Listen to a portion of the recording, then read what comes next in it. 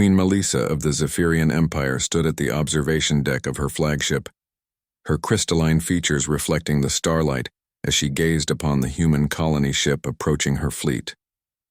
Her advisors had called this diplomatic marriage absurd, a union between the most powerful ruler in 3 galaxies and a simple human from a backwater species barely capable of interstellar travel.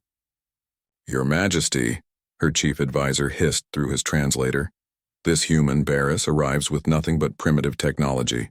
Surely this alliance is beneath you." Melissa's 6 eyes narrowed thoughtfully. The humans had requested this union after their home system came under attack by the Void Reapers, a force so destructive that entire civilizations fled at the mere mention of their name. The Zephyrian Empire was humanity's last hope, and Barris had volunteered to seal the alliance through marriage. When Barris's shuttle docked, Melissa felt her breath catch. The human was unremarkable by galactic standards. No extra limbs, no enhanced sensory organs, no natural armor. He stood barely 6 feet tall with dark hair and kind brown eyes that seemed to hold depths she couldn't fathom. He wore simple clothes and carried only a small bag. "Your Majesty," Barris said, offering a respectful bow, "I am honored by this alliance." The wedding ceremony was grand by any species standards.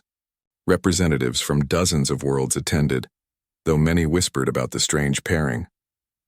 Melissa found herself genuinely curious about this quiet human, who spoke little but observed everything.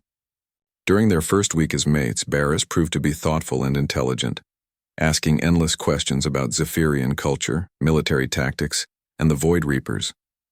Melissa assumed it was mere curiosity. After all, humans were known for their inquisitive nature, one of their few notable traits. Everything changed when the Void Reapers arrived. Their massive black ships emerged from hyperspace like wounds in reality itself. The Reaper fleet dwarfed even Melissa's impressive armada, and their leader's transmission sent chills through every species present. "Zephyrian Queen," the Reaper Lord's voice echoed with the screams of 1,000 dying worlds.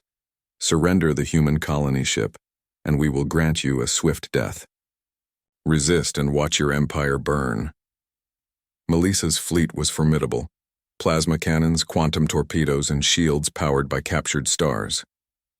Yet against the Reaper's reality-warping technology, they would last mere hours.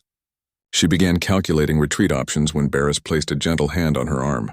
"My queen," he said softly, "may I have command of your fleet?" The bridge fell silent. Several officers released sounds of disbelief from their various breathing apparatus. Melissa studied her human husband's face, seeing something she hadn't noticed before, a steel-hard determination that seemed to burn in his ordinary brown eyes. "Barris, you don't understand." "I understand perfectly."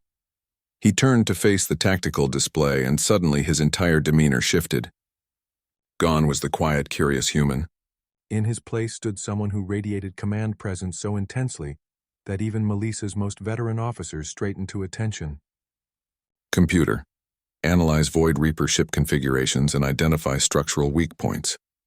"Barris, what are you—" "Tactical, deploy fighter squadrons in Delta formation, but keep them at maximum sensor range. Engineering, reroute all auxiliary power to forward shields. Communications, get me a direct line to every ship captain in the fleet." The crew, despite their shock, found themselves obeying. There was something in Barris's voice, an absolute authority that transcended species barriers. "All ships, this is Admiral Barris," he announced, and Melissa's eyes widened at the title.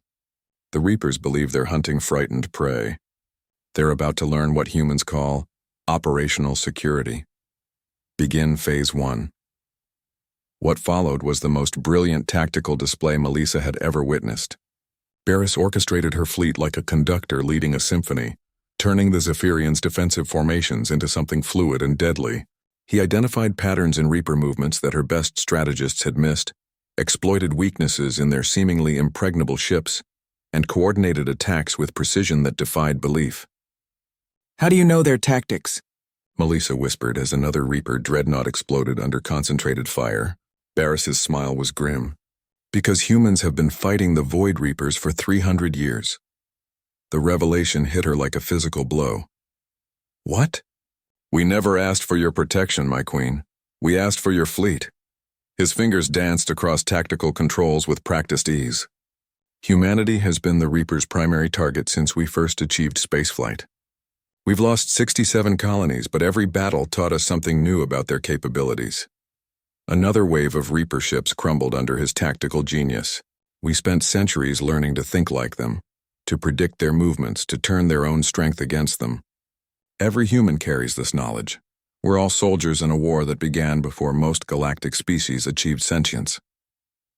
Melissa watched in awe as Barris systematically dismantled the Reaper fleet. Each maneuver was calculated, every order precise. This wasn't just tactical brilliance.